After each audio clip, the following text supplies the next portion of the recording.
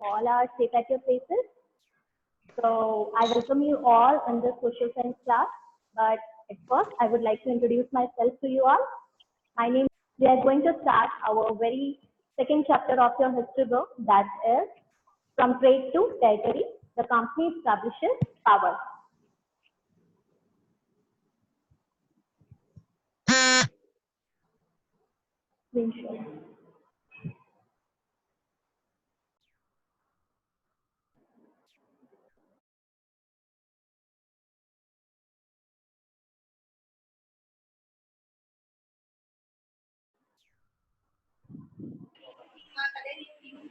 Rona? Yes, Rona? Yes, ma'am. Yes, beta. Good morning, ma'am. Good morning, beta. Good afternoon. Ma'am अब आपकी आवाज में lag हो क्या आ रही है मैम? क्या मेरी आवाज क्या आ रही है? लैग हो क्या आ रही है मैम? बार-बार Lag कट क्या आ रही है मैम? ओके, लैग हो क्या आ रही है? जस्ट अ मिनट बेटा.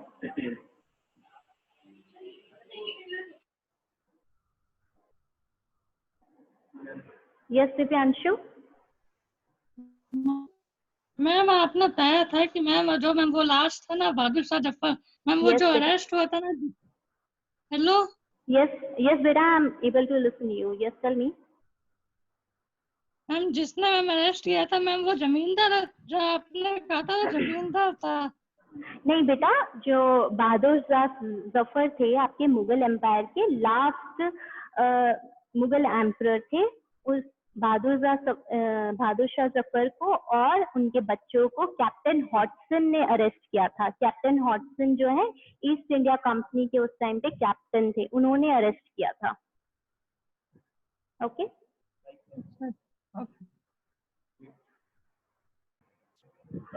Okay, students, let me cover all the sections. If you have any kind of problem, you can ask me after my explanation. Okay. So, East India Company comes east. East India Company acquired a charter from Queen Elizabeth I. England की जो ruler थी queen Elizabeth one, east India company उनके पास गई और उन्होंने कहा कि हमें चार्टर चाहिए. चार्टर का मतलब क्या है? प्रिविलेजेस चाहिए कि हमारे अलावा ईस्ट में बहुत सारी कंट्रीज आती है. आपके इंडिया हो गया, पाकिस्तान, उस टाइम पे पाकिस्तान नहीं था, इंडिया है, इंडोनेशिया है, मलेशिया है, बहुत सी ऐसी कंट्रीज थी उस टाइम पे जो ईस्ट में आती है. तो ईस्ट इंडिया कंपनी ने उन्हें कहा, क्वीन एलिजाबेथ को, कि हमें एक ऐसी प्रिविलेज चाहिए कि हमारे अलावा वहां पे और कोई भी कंपनी जो है ट्रेड ना कर सके, बिजनेस ना कर सके. तो क्वीन एलिजाबेथ ने क्या किया, उनको ये चार्टर दे दिया, ये प्रिविलेज दे दी. Got a sole right to trade with east. इनको एक सोल राइट मिल गया. सोल राइट मतलब कि उनको बस इंग्लैंड में और कोई कंपनी ईस्ट में अब क्या है, ईस्ट इंडिया में और ईस्ट में आके बिजनेस नहीं कर सकती है.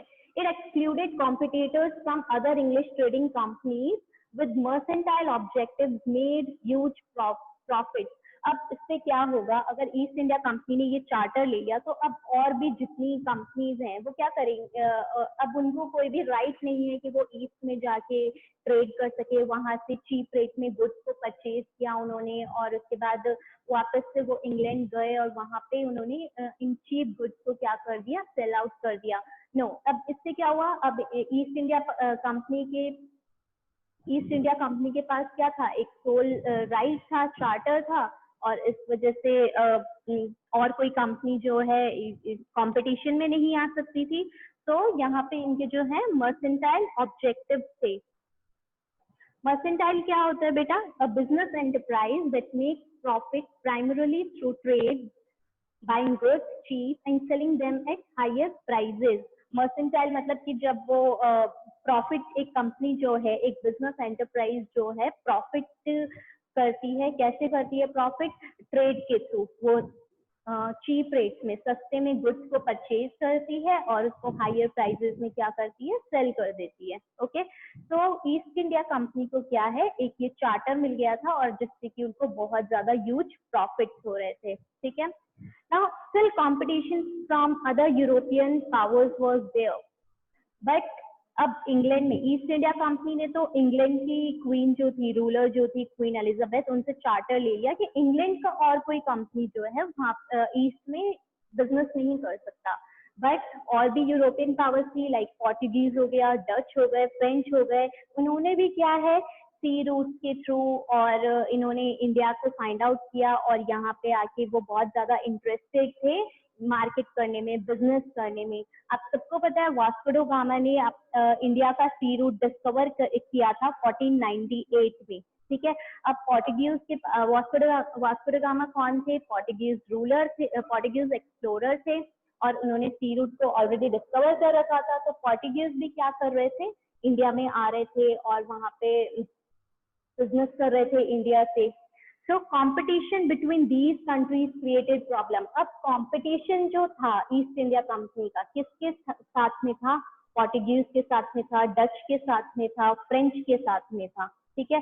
तो बट जो ये कंपटीशन था इन कंट्रीज के बीच में, ये बहुत ज्यादा प्रॉब्लम्स क्रिएट कर पा रही थी। क्या प्रॉब्लम्स क्रिएट कर पा रही थी, अभी हम देखते हैं वो।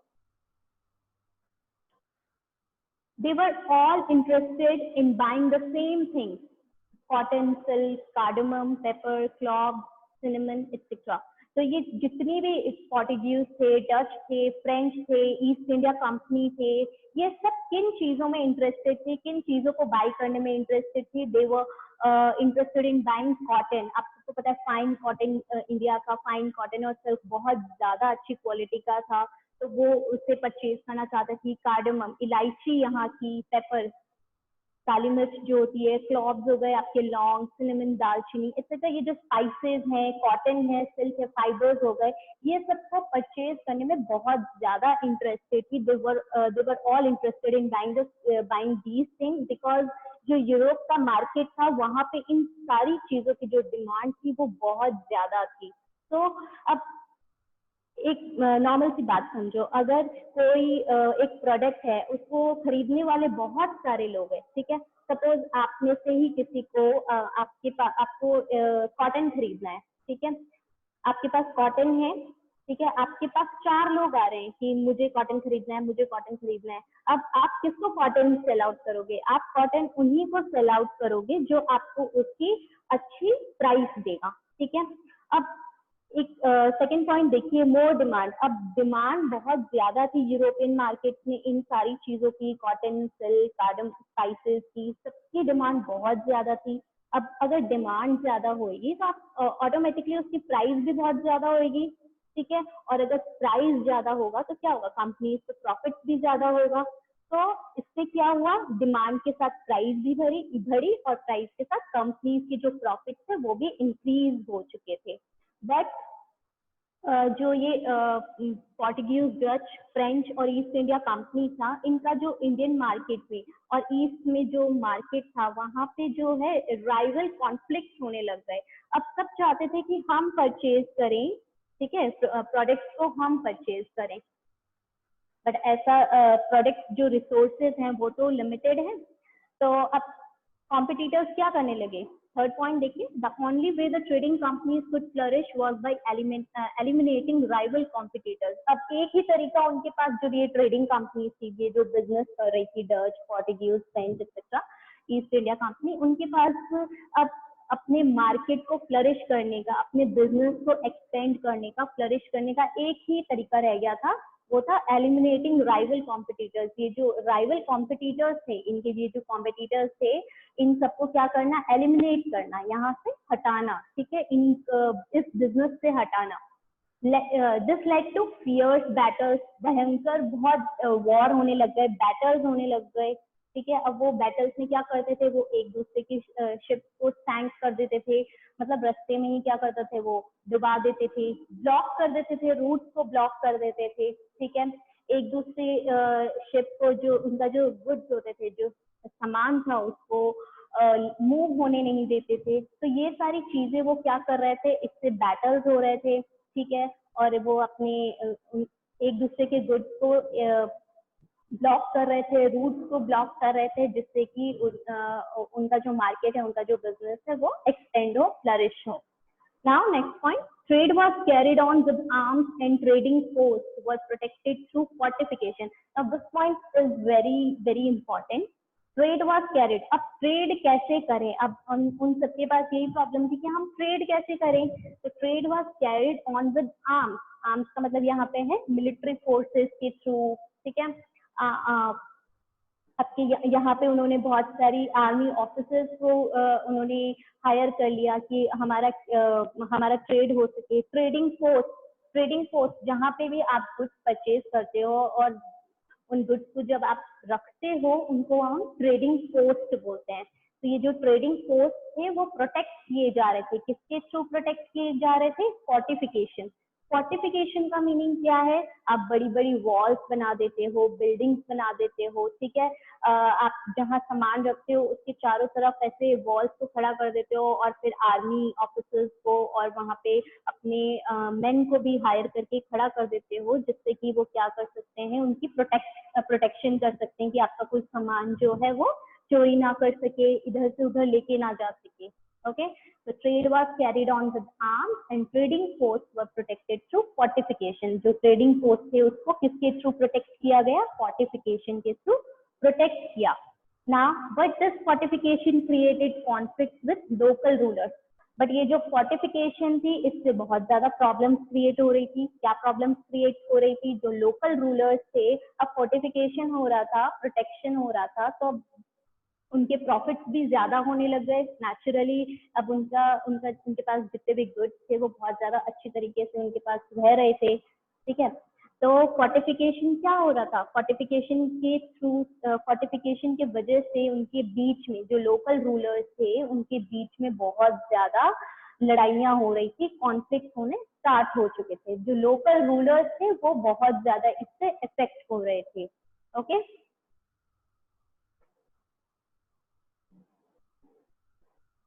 now your next topic, East India Company begins trade in Bengal। जो ईस्ट इंडिया कंपनी है उसने कहाँ पे ट्रेड करना स्टार्ट किया, वो इंडिया आए थे और वो बंगाल से उन्होंने, जो आज की डेट में आप वेस्ट बंगाल बोलते हो, बंगाल से उन्होंने अपना ट्रेड करना स्टार्ट किया था, ठीक है। The first English factory was set up in 1651 on the banks of the river Hooghly। अब जो आपकी फर्स्ट इंग्लिश फैक्ट्री थी, आप सबको पता है फैक्ट्री क्या होती है, ठीक है, जहाँ पे गुड्स हम मैन्युफैक्चर करते हैं, अपने ऑफिसेज होती है, हमारी वेयर हाउसेज होते हैं, उनको हम फैक्ट्री बोलते हैं। जो आपकी फर्स्ट इंग्लिश फैक्ट्री थी वो कहाँ पे सेटअप हुई थी, on the banks of the river Hooghly. और कौन से ईयर में हुई थी, 1651 में वो एस्टैब्लिश हुई थी, ठीक है। रिवर हुगली, वेस्ट बंगाल में एक रिवर का नेम है Hooghly.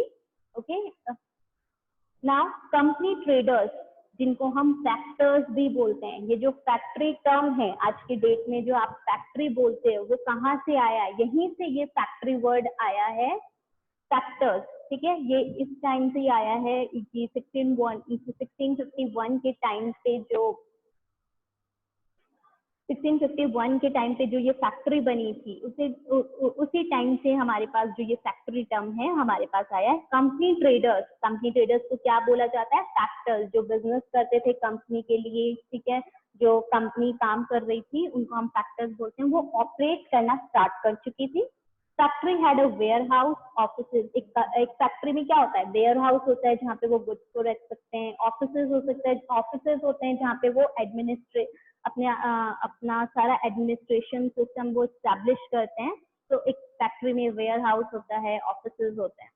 Now, as trade expanded, merchants and traders settled near the factory। अब जैसे जैसे क्या हुआ, अब फोर्टिफिकेशन के वजह से ट्रेड भी एक्सपेंड हो रहा था, ठीक है। इंग्लिश ईस्ट इंडिया कंपनी क्या करने लगी, मर्चेंट्स को और ट्रेडर्स को, जो उनके बायर्स थे, उनसे जो गुड्स परचेज कर रही थी, उनको परस्यूड कर रही थी, उनको बोल रही थी कि आप जो हमारी फैक्ट्री है वहीं पे आके इनके आसपास में ही सेटल हो जाइए। अगर वो उनके आसपास ही सेटल हो जाएंगे तो उनका कितना कॉस्ट कम हो जाएगा, उनका ट्रांसपोर्टेशन कॉस्ट बहुत कम हो जाएगा। तो वो परस्यू कर रहे थे, उनको बहला रहे थे कि आप भी आके क्या है हमारी फैक्ट्री के पास में ही मर्चेंट्स और ट्रेडर्स को बोल रहे थे आप सेटल हो जाइए। ना company acquired zamindari right over these villages. ये जो आपकी विलेजेस हैं, कालीकत्ता, जो आज की डेट में आप कोलकाता बोलते हो, कुछ लोग कैलकटा बोलते हो, उस टाइम पे कोलकाता को कालीकत्ता बोलते थे। सुतानुटी एंड गोविंदापुर, ये तीनों ही विलेजेस जो हैं वेस्ट बंगाल के विलेजेस हैं। और जो ईस्ट इंडिया कंपनी है उन्होंने यहाँ पे जमींदारी राइट्स को एक्वायर कर लिया था, जमींदारी राइट्स उन्होंने यहाँ पे ले लिए थे। ठीक है, कौन कौन से विलेजेस थे? देखिए आपके बुक में कालीकत्ता मेंशन है, सुतानुती और गोविंदपुरा आपके बुक में मेंशन नहीं है, but these were the 3 villages जहाँ पे कंपनी ने, ईस्ट इंडिया कंपनी ने जमींदारी राइट्स को एक्वायर किया था। ठीक है, आप लिख सकते हैं कौन से 3 विलेजेस थे, उनके नेम्स लिख सकते हैं। Now, company persuaded Mughal Emperor Aurangzeb to issue Farman, a royal order granting company the right to trade duty free.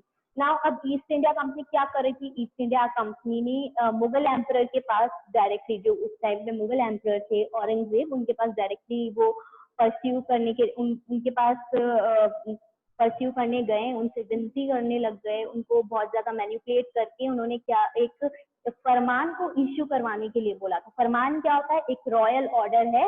उन्होंने औरंगजेब से रॉयल ऑर्डर ले लिया and granting company the right to trade duty free, और उन्होंने ऐसे बहला फुला के उन्होंने कहा कि हमारे पास पैसे नहीं है, तो आप प्लीज हमें जो गुड्स हैं उस पे ड्यूटी मत लीजिए, कोई टैक्स मत लगाइए, हमें यहाँ पे ड्यूटी फ्री ट्रेड करने दीजिए। ठीक है, तो जो कंपनी है उन्होंने मुगल एम्परर को ऐसे परस्यू कर दिया, ठीक है, मैनिपुलेट कर दिया और उनसे फरमान इश्यू करवा लिया। ठीक है, नाउ नेक्स्ट, इससे क्या हुआ?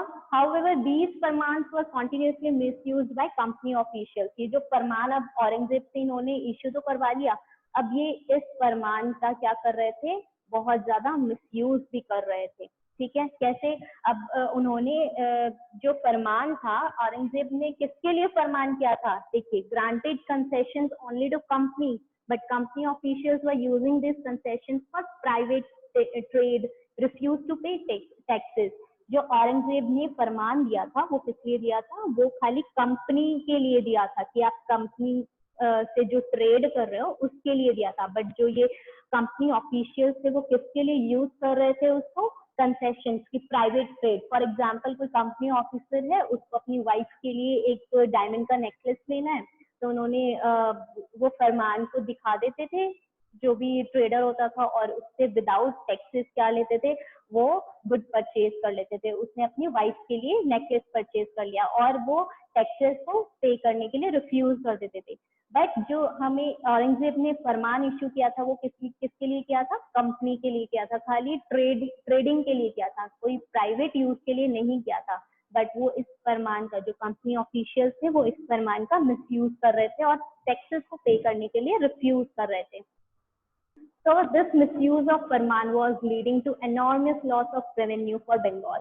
और जब ये फरमान का मिसयूज होने लग गया, इससे बंगाल के जो रेवेन्यू है, जो पैसा का, जो बंगाल के पास पैसा आता है, ठीक है, हम सब आज की डेट में भी आपके पेरेंट्स, हम सब क्या है, टैक्सेस पे करते हैं, तो तभी हमारी कंट्री चल पाती है, कंट्री के पास पैसा आता है। तो ये जो रेवेन्यू था बंगाल में वर्क करने का, ठीक है, उसके लिए उसमें बहुत ज्यादा लॉस हुआ।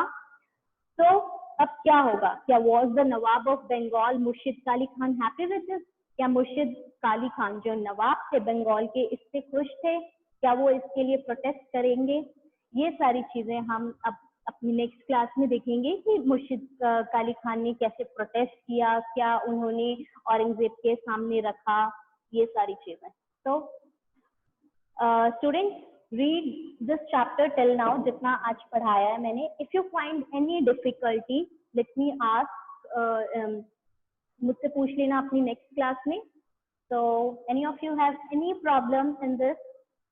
आज जितना पढ़ाया है मैंने उसमें कोई भी प्रॉब्लम है आपको, प्लीज रेज योर हैंड।